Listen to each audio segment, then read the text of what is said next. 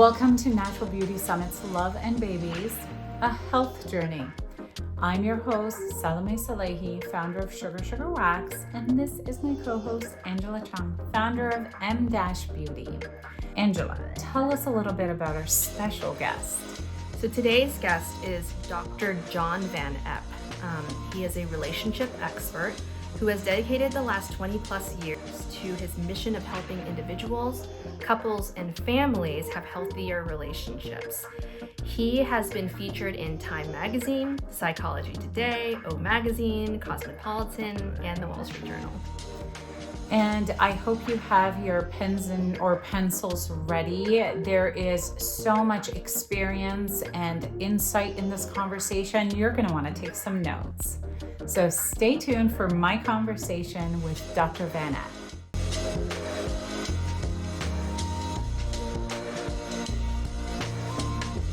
Hi, everyone, and welcome back to Natural Beauty Summit's Love and Babies, a Health Journey.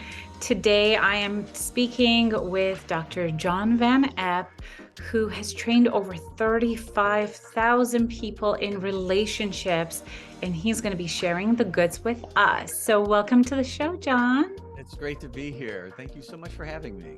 Thanks for being here. Now, your career has spanned such a broad range of relationships, and I think when we first were having this conversation, we were thinking about starting the conversation with parenting, but you know, there's so much that we talk about in the show about love and attachment, but it's been a really long time since we've just covered the basics, and I would love to do that with you. So if you could talk a little bit about some of those, the bonds, heart bonds, and you know how we talk about the head and the heart in our relationships. Give us like a baseline of what that really means. Oh, sure. I think, if we just kind of kick off, I have a saying about parenting that one of the most crucial and influential actions of parenting is our partnering. So there are people that obviously have partnered and formed a partnership, a life partnership, a marriage perhaps, and then bring children into the world. And then there are those that don't have a stable partnership, or at least they thought they did, and then it turns to be unstable, right? And so all of a sudden they find themselves with a child or children and considering how to navigate the building of a romantic relationship, which would be a partnership. And but anybody that's a parent knows that whatever that partnership status is, and whatever is the health of that partnership, it certainly is one of the biggest impacts on both yourself, your own health, your functioning, whether it's going great or whether you're, trying to put on the back burner all that frustration while you try to have pleasantries with your own children. We have, but it's going to impact not only you as a partner and a parent, but it's going to impact the children that are in your home as well. So for sure. And I think that's why it's so important to have this conversation, because you wrote this book, How to Not Marry a Jerk, if I'm saying it correctly. How and to avoid. Everybody always overlooks that word avoid. It's been out for a long time, but it's still extremely relevant. How to avoid falling in love with a jerker. We always add jerkette just to make sure everybody understands. It's a human being that is going to be more difficult than you'd really like. How's that? Yeah. And I think some of the principles in your book are pretty universal. And they apply to a lot of different types of relationships. But I think for the sake of this conversation, let's just start with like that first falling in love, making that choice. Like what are some of the things that we should be thinking about? Yeah, the book itself is divided into two kind of like large categories. So they're about the head and the heart, and it became the tagline actually of the book, How to Follow Your Heart Without Losing Your Mind. Okay, so keeping your head and your heart actually working together. If you think about like Love is Blind, and you do a little bit of a more clinical analysis, blind love is usually, man, I wish I knew, then what I know now. So sometimes it's a lack of knowledge. We don't see something for what it is. So that's the first that I would call engaging the head with wisdom and discernment and insight is really important in a relationship, even though it's romantic. And then the heart, the other aspect of a blind love a lot of times is I saw it, but I just minimized it. I overlooked it. I guess I was just too much, involved, too much in love, too close to the trees to see the forest, kind of like. So either an over attachment of the heart, in many ways, I say when we start to get over attached, then the bonds of the heart actually override the judgment of the mind, so that we kind of see something, but then, like I said, we minimize or dismiss it. And then later it a lot of times proves to be a pretty valuable, important thing to pay attention to. So if you think of those two areas, the head and the heart, then you have kind of the really broad skeletal structure of how to build a healthy relationship and what I present in the book. So I do have a model for the bonds of the heart that I always thought for people to actually take charge and run their relationship, they have to have some kind of a job description as to what they're doing. We kind of think, and I think it's inaccurate, but I think we kind of think that relationships run themselves. If it's a healthy relationship and you fall in love with somebody, then it just kind of has its own momentum.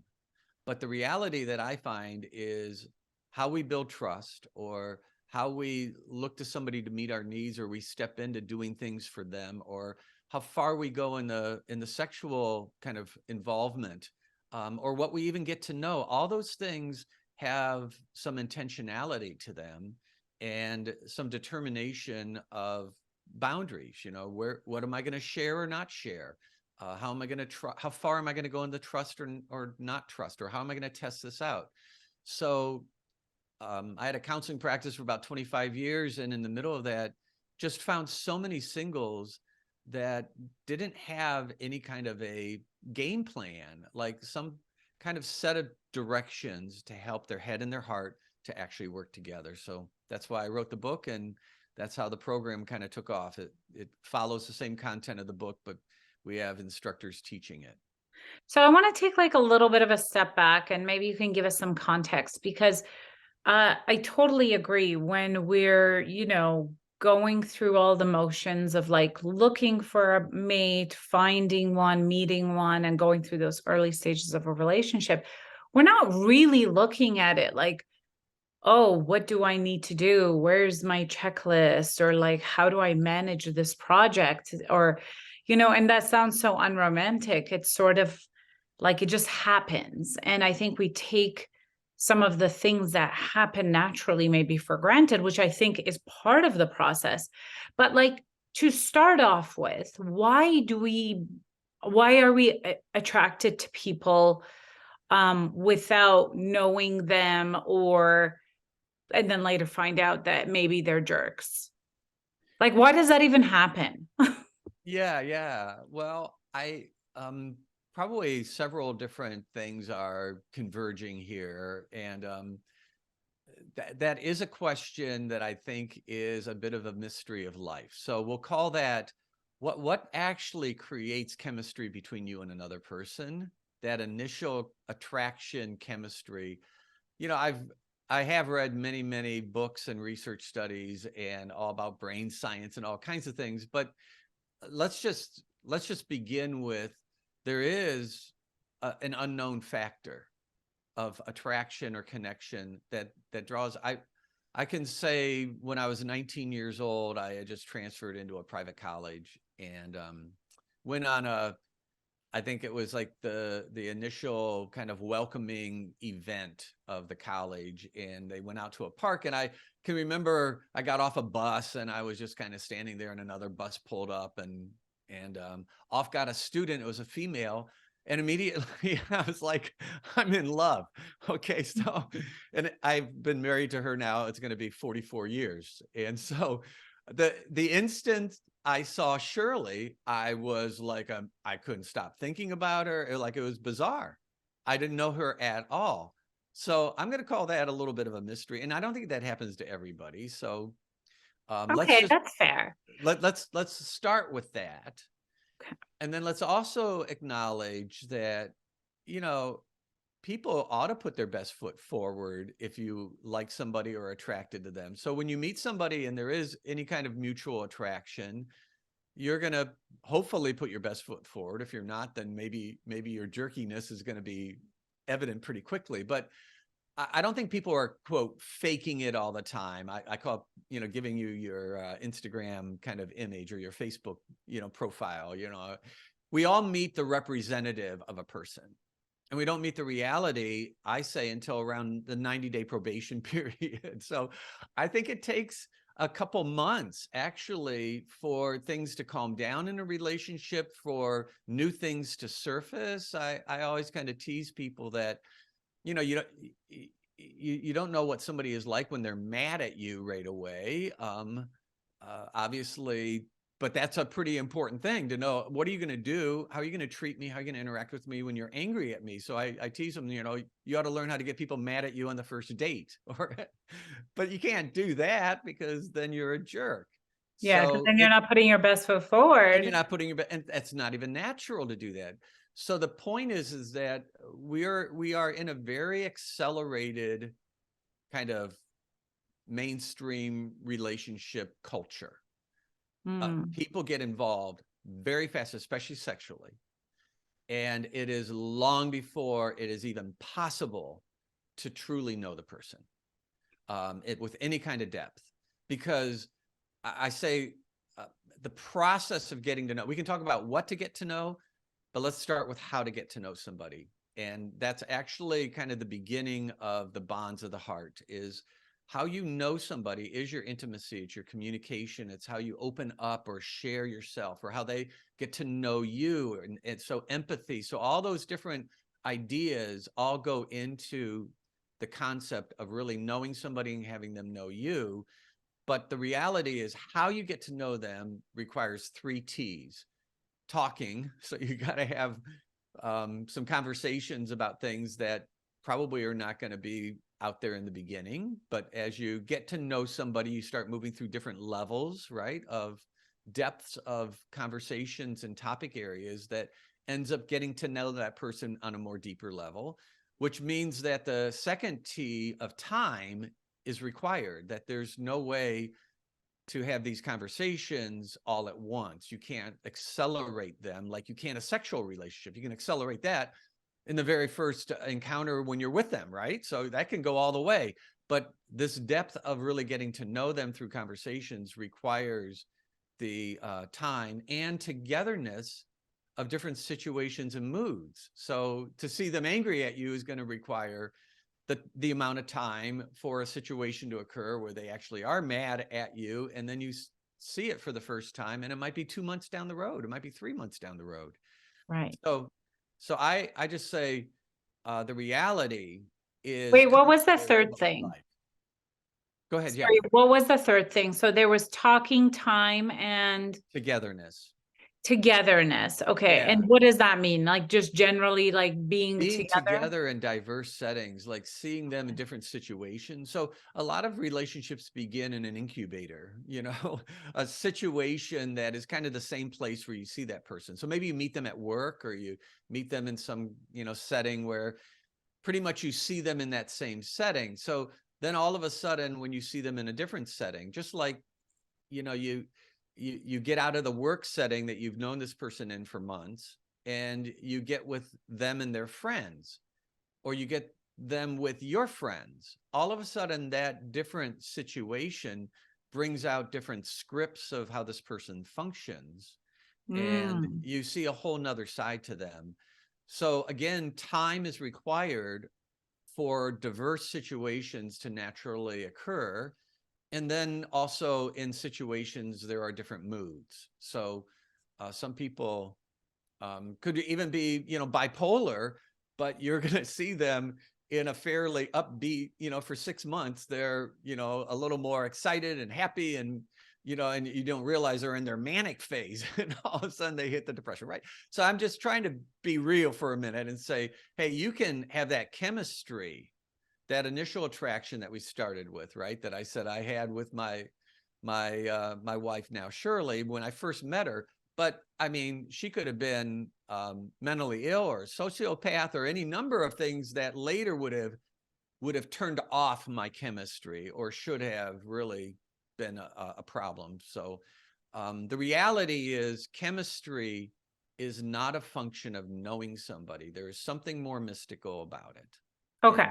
So let's say you meet someone and we can assume that that first mutual attraction is kind of random. Like there's something there. Maybe it's energetic. Maybe, I don't know. It's the way you like something from your limbic brain. Who knows? But it's random. It's not necessarily indicative of the health of the relationship in the long run. So now you've established attraction and you're like, okay, we're going to get to know each other. And you said that those first 90 days are kind of like the probation period, if you will. Um, so what are some of the things that we want to get to know about the person? Now, I know you have like sort of a system around this. I'd love for you to talk about that. Okay. So you rephrase that extremely well. So but one thing I just want to kind of throw in before we go there is chemistry sometimes happens at the back end, not the front end of a relationship. So I know people that have been friends for a long time and didn't have that kind of attractive chemistry, but it actually grew. So I don't want to pigeonhole chemistry only into this initial magnet that, Okay, that's good. okay. That's good to know. Yes. I think with my And husband and I, it was sort of like that. We were definitely friends first. So I've been there. 80% of all cultures historically, if we go back through history, practiced arranged marriages where families a lot of times were engaging in community settings to make arrangements with other families that they thought were very compatible. And a lot of the things that I even talk about in the book actually were part of how they considered, what would be a good match for my son or daughter. And so we want to be careful because arranged marriages was extremely prevalent in many societies. And part of what happened was the chemistry, not always, but obviously a lot of times the chemistry developed out of, time, togetherness, friendship, interactions. So just kind of put that in perspective as well. So we're not advocating anything one way or the other. We're just saying, be aware that chemistry is wonderful. It's valuable. I think you should be careful sealing a deal with somebody that you don't have good chemistry with, or they don't have good chemistry with you, especially in this day and age. But when it actually starts hitting you, is not the same from one person to another. Right. Okay. That's fair. So Okay. when we get to start getting to know a person, what do we want to know about them? So if you remember, we said the head and the heart. So we are just focusing in on one of the two major areas. What do you get to know? And I say there's about 5 categories. I call them target areas. And you can think of them like windows that you look through to understand that other person. So like they're on the other side of the window and you're looking through these 5 windows to kind of understand their relationship potential, how they're going to probably act in a long-term relationship and kind of their inner character, what they're really like. And then also you can think all of a sudden like a window, when the light shines a certain way, they become mirrors. And you can look at yourself in these same 5 areas. So I'll tell you all 5, and then we can skim a couple of them. So I put them in an acronym because I think that's easier to remember, and it's FACES, FACES. Family background. So what did they take out of the family that they grew up in? That's a big category. Yeah. The second one is really kind of like the last thing that you start to put together, but it's called attitudes and actions of the conscience. Okay, so Okay. we can talk a little bit about the conscience, but I think when you really analyze the conscience that operates inside somebody is their self-monitoring system. So we talk about emotional intelligence and self-regulation. We have all kinds of words for this, but if you start thinking about it, the conscience is a key kind of functioning area to how they're going to follow what they believe about right and wrong, how they're going to follow it, what they're going to be like when you're not around to watch them. So how do they monitor themselves, as well as their conscientiousness, how they're able to like get into your world. So family, attitudes and actions of the conscience. C is compatibility potential. E is examples of their other relationships. So I say always, look at how they treat you.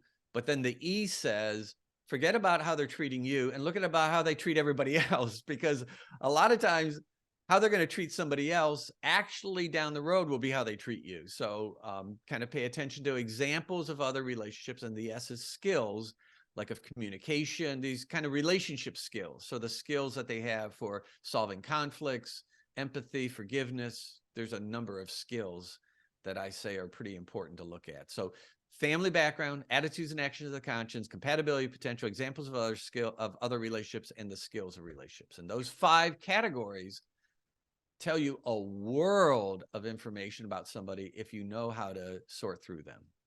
Okay, that's a lot though, because I mean, when you just talk about like the first one, the family Sure. background information, like it takes weeks for any conversations about, context within our families of origin to come up, and conversations about that and being like fully open about that. Like I don't think that what's the time frame to have these conversations and get to know people, and what do half of those things even mean? I mean, you know what I mean? Like that's covering a lot. Like for practical purposes, can you give us like a framework? Like these are the things to look for. Like what are some red flags?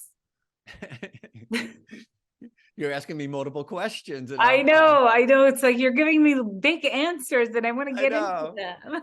Well, so I will say not to sound too self-promoting, but I created about 20 questions for each of those 5 areas, which comes out to be like 100 questions, right? So 100, right? 20 times 5 is 100. And in the book, kind of scattered them in groupings of maybe 5 or 6 by different areas. So a chapter would have maybe 20 questions in groupings of 5 or 6, kind of scattered through each. So each of those 5 areas is a chapter of my book. And to operationalize, how do you get to know family background, or how do you get to know, like, let's give you some starter questions that can open up the door to conversation. So that I tried to operationalize it to answer your question, first of all, way beyond what we can do here in this conversation right now. For In the sure. book, to give people, I wanted to give them, action steps, hey, this is how you do it. So I really tried to operationalize almost everything about the head and the heart. And I Okay. want to tell you a quick story. So I'm going to Yes. break away. Way back when the book first got published by McGraw-Hill, I had a real skeptical journalist that was writing for a very influential source. Okay. And I was warned to not interview her because she likes to interview you and then write a nasty kind of thing on your book. So I had other authors kind of coming up to me. And I had a wonderful interview with her. I broke all their warnings and just went ahead and talked to her. And but I did a follow-up. I called her before it got published. And I said, hey, I just wanted to know, is there anything that, in our interview you were skeptical about, and we want to do a little follow-up before you actually write the article. She said, oh yeah, sure. She goes, She goes, honestly, it's so heady. She goes, I just want to have fun. She goes, I'm single.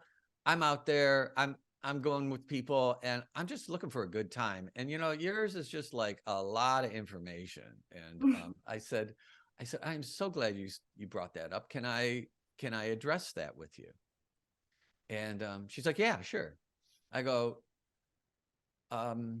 this was okay. So you got to remember, this was right before the iPhone came out. So we didn't have all these GPS systems. I mean, some people had the GPS that you like remotely attached to your car, but most people were still using maps. Yeah, So, I remember those days. okay, so you got to remember the ancient days of no GPS. Because I said to her, when I'm driving my car and I'm in Northern Ohio and I'm out in the country and I'm driving and I know where I'm going, it's a very different feeling than when I'm not sure which exit I'm getting off and there's traffic and I'm like looking around and I'm trying to figure out, shoot, did I just pass my exit? Do I need to do a UE? Do I, where am I? So whenever I am not fully clear and confident about my orientation, my location, where I am, my destination, where I'm trying to head, it produces kind of an anxiety that takes away the enjoyment of the trip. But when I know, my next exit, is not for 20 miles. And I just sit back and I look around and I totally enjoy the ride. And the book is, the design of the book is to say, hey, sooner or later, whether you like it or not, all these areas are going to impact how your relationship goes. And whether you intentionally explore them or not, they're realities. The person's family background is going to affect you. How their conscience functions is going to affect you. Whether you're compatible or not, or how you are compatible, that how they've acted in all their other relationships, your trust level, your sexual involvement, all these things are realities that a lot of times people think that there's an autopilot, but the reality is this: you're just wanting to have fun and not even pay attention to exactly where you are. And it's going to create an anxiety ultimately. And if you read the book and you follow the book, you're going to be able to say, hey, I'm 20 miles from my first exit. I ain't getting off, I'm not going to first base till I get to that exit. And so I'm just relaxing, enjoying myself because I know exactly where I am and I know the route that I'm taking. And her response was, you are so right. I so often get burned in my relationships. So often I get this kind of haunting anxiety and I push it aside and say, just have fun. But the reality is I don't know exactly where I am in the relationship so many times. And she goes, I appreciate that. I was the first, all these other authors that warned me, they came up after the article. They go, you're the first book review that we've read on relationship stuff like this that she really gave very, very favorable. So I got 5 stars out of 5 stars in that review. But that's kind of the story that I would tell you that, I know this is a lot of information and there's a lot of things to sort through and we tried to operationalize it. But the reality is, whether you have a game plan or you don't, these are the constructs that really bring about the health and the functioning of an individual in the relationship that you'll be in, as well as yourself. So you might as well know them and have understanding and know how to go about, using them in a wise way to keep your I head and really heart like working together. I really like that you use the map analogy because it makes a lot of sense to me, like having the map. And I suppose I'm going to make an assumption here, and you got to correct me if I'm wrong, but I suppose that if you have the map, you might not necessarily know every corner of the map book. We're going to go back to old school paper map books, right? You don't know every page, you don't know every street, but you have the map And wherever you might be in a relationship, whether you're just starting out or like, I guess my question is like, are these principles and conversations still relevant when you've been married for like 5 years or 10 years or 30 years? Like, is that, does like, or do you read a different book then, or do you need a different map? Well, I'm going to use your map analogy and add to it a little bit. So a paper map tells you where the street is, but it doesn't tell you what people are walking down on the sidewalk or what flowers are growing in that little flower box hanging from that house. So if you think of it, if I have the map and I know exactly where I am and everything, then I can drive, I can navigate this relationship, but it doesn't really tell me all of the fine details of life. And so as I'm driving and interacting, the map is my navigational kind of relationship GPS, but experiencing it is not, it's not detracted at all. It's not taking away from the living color experience day to day of the relationship. So I guess I'm going to shift on you from the head to the heart in a second, but because we're not going to get into a lot of details about these 5 areas to get to know, I would just say I don't think my wife would mind this, that she was adopted when she was about 3 months old. And so her birth mother gave her up. And she was actually in an orphanage from right after her birth till around three months or so. And so her adopted mother is actually still alive, turning 100 years old in the summer. And years ago, in I guess about the 4th year of our marriage, she met her birth mother for the first time, but never had a relationship all through her adulthood, and reconnected with her birth mother just about a year and a half ago after reading a book. So she read a book called, I think The Primal Scream, I think it's called, about the experience of a baby, kind of like through the eyes of a baby, what is the experience of being adopted, taken away from your birth mother and so forth. And it was a huge, huge impact on my wife. So here we are going into our 44th year of marriage. I've known her 46 years. We dated for 2 years after that wonderful meeting on college and at college. But here we are, in our 60s, talking very deeply about family, how family experiences, impacted her, impacted me. I mean, here we are still talking about, these are things that are way more layered. The functioning of the conscience, some of these things, I think we just see the accumulation of life experiences adding up. So I always liked my wife's conscience when we were dating. I went into a Wawa's and she was working behind the counter, and a homeless person, you're way too young to remember the winter of 1977 was a massive snowstorm, and we were in Philadelphia, and it was like literally the whole city was shut down with several feet of snow, and no traffic, nothing. And this homeless guy, she zipped through a couple pieces of, I don't know, ham or bologna on the meat cutter and handed it to him. And I'm like, I'm just thinking, out loud, are you allowed to like give away free food? And she's like, I had asked the manager, the homeless come in, can I just give them something when they come in? We're not going to give them a lot, but can I give them a little food? Because anyway, here she was at that age. She was only 17 years old in college as a freshman.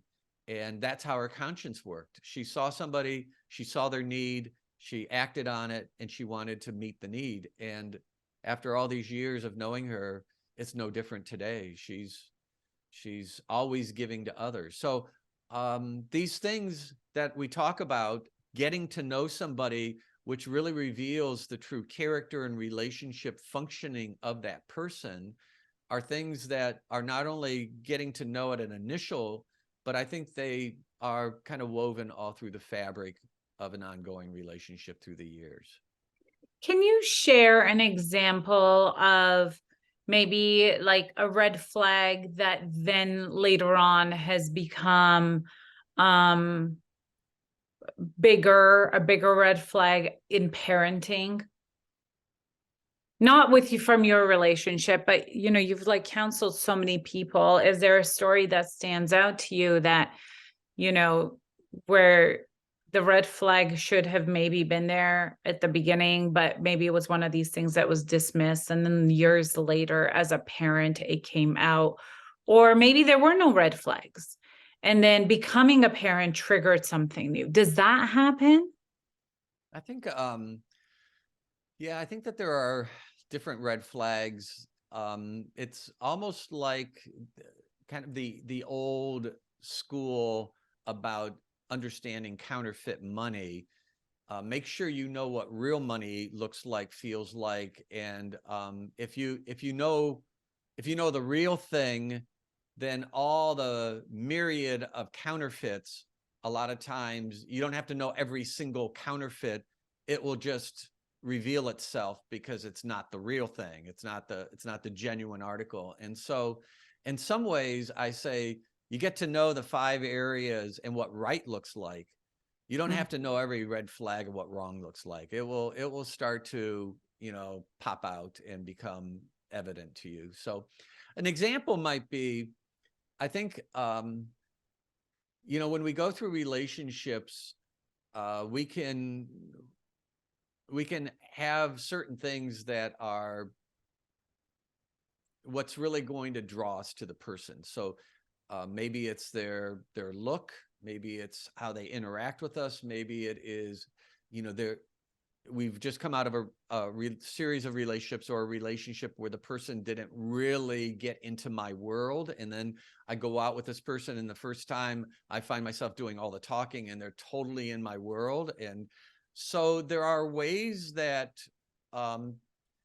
relationships all of a sudden connect us strongly to that person. It's not always a quote, a sexual chemistry. It can be any number of things that meet a need, that are, a positive, like maybe we were really close to a family member or a parent, and this person just has certain nuances to them that unconsciously remind us of that person, and we're just feeling very safe with them, and yet we truly don't know them.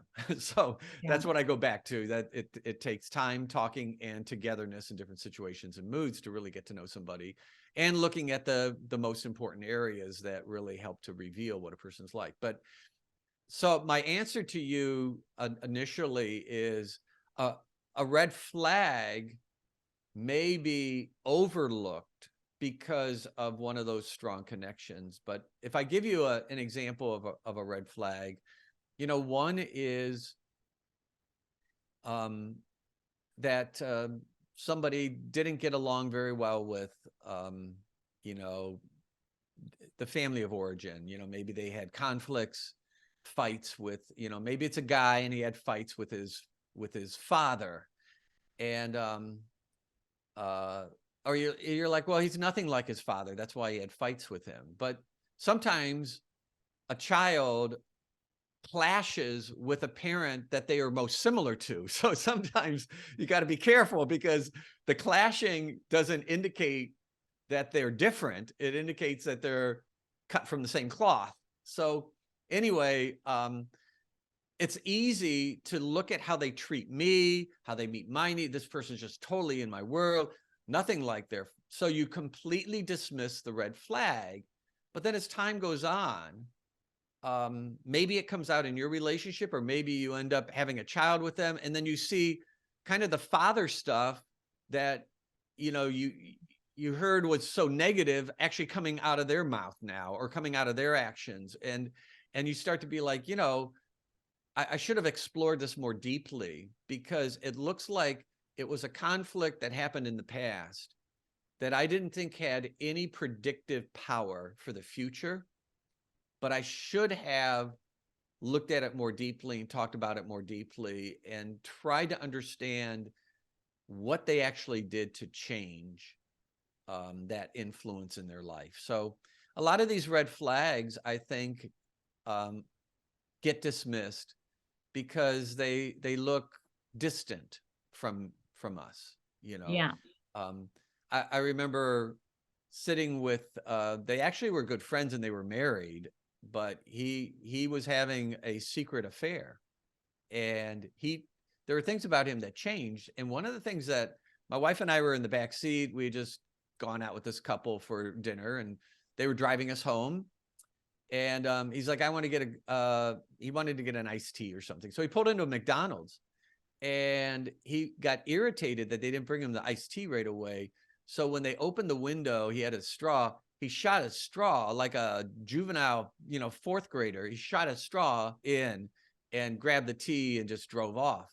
And I can remember like it was just yesterday thinking, well, now that was really bizarre. That's a red flag. Okay. I'd never seen him act like that before. I'd known this guy pretty well. Oh. And I'm like, what is going on that would make him act so egotistical and unthoughtful to some person that's just working at McDonald's? I mean, come on. They're waiting on you, taking care of you, giving you your iced tea. Give me a break. But he deep down inside, he was, rebelling against his whole life. And he was having an affair, and he was going to revolt against the establishment of his life. And I think his affair actually pulled him out of the marriage rather than the marriage driving him to an affair. So that's my analysis of what happened. But I think he had this undercurrent of aggression that was just bubbling up and popping out here and there. And so those are really subtle red flags that you see sometimes, and you're not quite sure what to make of, and you're overwhelmed with all the positives, so you dismiss them. Yeah. But that's why I think the book was important. I think it's important to give people categories. The very categories I talk about are the categories where red flags can happen. Right. And I mean, I guess as a final question to you, like, where does what's the predictability of parenting style from a relationship? Is that something that, like, does that come from like the family of origin, like the F of the faces part? Like, is that where it comes from, or are there other factors? Like, how do you know that someone's not just going to be a great parent or like a great partner, but also a great parent if you are going down this path of like building a family? So we've talked almost this whole time about like those 5 categories of what you get to know, or talked about kind of that getting to know. I'm going to answer what you just asked, but I want to go to the heart real quickly. So in my model, there's like, if you think of like the old stereo that had the sliders going up and down on them, or if on your phone you have something that is controlling the volume and you go up and down, if you have 5 of them, these are the 5 bonds that actually are the bonds of the heart. So how you know somebody would be the first one, and I would be having you imagine it on the left. The next one is trust. And that's what you believe about them, which you might know them. The more you get to know them, your trust actually might go down. So it's very different. And it's what you believe and how you come to an understanding of them. Rely is the third one. And that's more how you meet each other's needs, like what you actually do for that person and what they do for you. How you just think of it like how you take care of their needs or respond to their needs. Commitment is the fourth bond. And that's how invested you are. How much of a priority this relationship really is, your kind of, vow to stick in this relationship. And then touch could be affectionate, friendly, flirtatious, or, a sexual involvement. So touch is a big category, but know, trust, rely, commit, touch. A basic principle, I call it the principle of safe sequence. And it just says, be careful of ever getting one of those levels higher than any to the left. So if my trust is high and my know is low, I'm trusting somebody way beyond I know them. If I rely and I am a needy person, or I've not had my needs met in previous relationships, I jump into this relationship, they're meeting my needs. So all of a sudden I become kind of emotionally, relationally invested in that relationship with a high reliance, but I really haven't proven trust or no, or even commitment where I drop all my friends and I'm spending all my time with them, or what we already said. I think we really have to be careful of how accelerated the sexual relationship, because all of a sudden touch is all the way up, and the know, the trust, the rely, none of those have developed much at all. And that is, anytime I have this kind of out of sequence bond, the bond of the heart begins to compete with the judgment of the mind. So Oh, I'm now conflicted. interesting. I'm so conflicted. I'm sexually involved with you, and I'm starting to get to know things, and I see a red flag, but my sexual involvement, or my trust level, or the emotional reliance that I've formed is now competing with my judgment. So the head and the heart don't work together when we're out of sequence. So I say, be careful. It's like a safe sequence to think that know should lead to trust. Know and trust should be tested out and rely. And those three should determine levels of commitment and touch. And if you follow that kind of principle, the relationship slows down. But the strength of that foundation is much, much greater if it continues on. And the ability to see something that's a red flag and see it for what it's worth and to address it and deal with it is way faster. I've known way too many people that they get into a relationship, they get out of sequence. And as a result of getting out of sequence, they see some problems around 5 months, but they blink their eyes and they're still in the relationship 5 years later. And now they're finally getting out. They've living with the person, and they're like, what was wrong with me? I What a mess. saw these red flags at 5 months. So I just say that the head and the heart are meant to work together. How all this affects parenting, I think I do have this saying, as the partnering goes, in many ways, so goes the parenting. And kids really need to have, if you are a single parent and you are having a romantic relationship with somebody else that's not the biological parent of your child, you need to be aware of kind of the statistics that are very daunting. That everything is like from abuse to violence to all kinds of educational and counseling and mental health issues. Like they're not just like 1 or 2 times higher categorically. They're usually 10 to 20 times higher. And so as much as we have a lot of single parents, they need to really take seriously how they go about partnering, because those categories in society at large, through the data that we've collected over decades, raises a real warning sign that you've got to be very, very cautious and careful. And you want somebody that is going to be a good partner to you, as well as somebody that is going to really be able to connect with your own children. And if you're with the biological parent, that doesn't automatically make it going to be a good relationship. Kids want parents, if they're with their 2 biological parents, they want them to get along and to be secure. Kids they thrive in security. So the more secure, the more safe, the more a conflict gets just worked through very easily.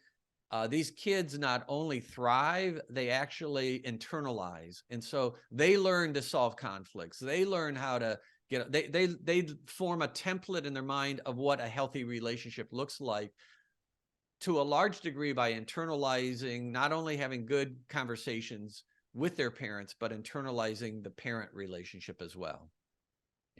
That's amazing. I really, really want to thank you for sharing these insights with us, because I think, with social media and the way we consume content, it's really easy to get away from like these basic principles of, like slow relationships.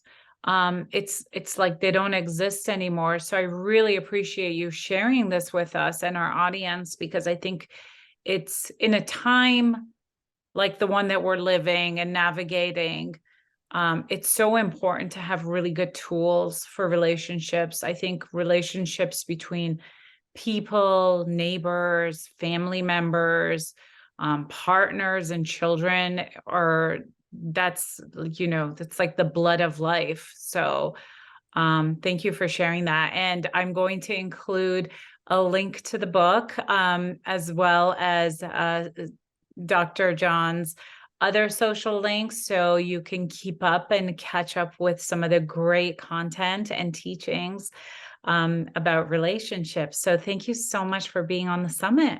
It's been great being here, and thank you for giving me so much time to just kind of share my work in this particular area. I think you're right. I think it's extremely valuable.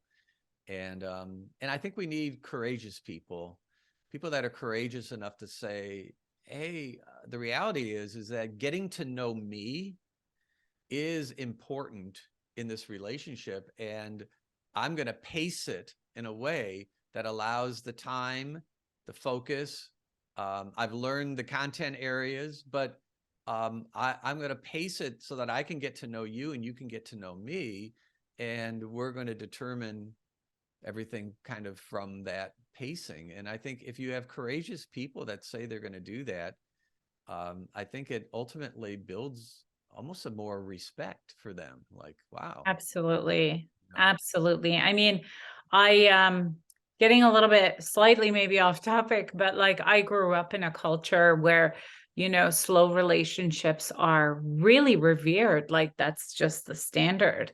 And I appreciate the approach so much. I've seen it in my own life. I've seen it with my parents who, like, I think in some ways when you have great parents like you and Shirley, or like my parents, who show an example of a great relationship, you're almost at a disadvantage because, your bar is set a little bit higher. But on the upside, you don't get too entangled with the confusing mess that is kind of becoming the norm these days. So It is definitely, I think it did become the norm, sadly. Yeah. So obviously, the faster relationships go, typically, the less character is required. And if by character we mean somebody that has integrity, respect, they have a sense of what I call that healthy conscience. They know how to treat people. They're consistent. But obviously, the faster a relationship develops, the less requirement there is for any character. And so it's no wonder in a 50-year study about narcissism, they found kind of like with each generational increment, the amount of narcissism in that generation has increased substantially. And it's, I think, partly because of how relationships are being done. And so as a result, if we slow down relationships, I think we actually slow down narcissism, we increase character, and overall, the quality of the pool to choose from improves. yes, it's high time. It's high time for men and women. So. Absolutely. Well, thank you so much, Dr. John Van Epp. And we'll see you guys on the next show. All right, sounds like thank you.